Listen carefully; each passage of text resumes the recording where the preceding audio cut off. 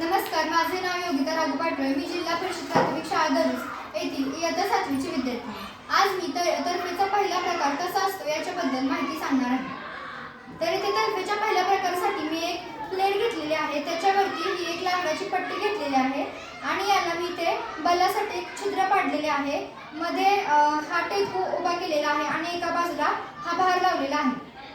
तर इथे मी समान अंतरावरती काही छोटी छिद्रे पाडलेली आहेत कारण टेकू उभा राहण्यासाठी. सगळ्यात अगोदर मी हा जो टेकू आहे तो भाराजवळ आणणार आणि पाहणार की बल किती लागते.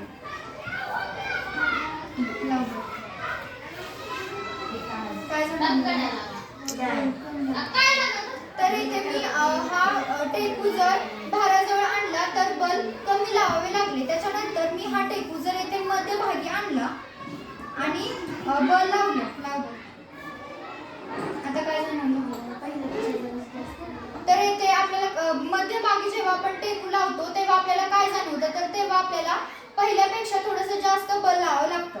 त्याच्यानंतर आपण हा टेकू जर इथे बलाजवळ आणला आणि बल लावलं तर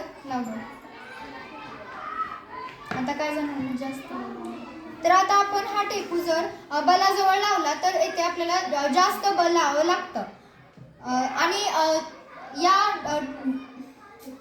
तर्फेच्या पहिल्या प्रकाराचा उपयोग कुठे केला जातो, तर आपण जेव्हा शेतामध्ये जातो आणि आपल्याला दगड उचलायचा असतो तर तेव्हा आपण पारीला बल लावून उचलू शकतो.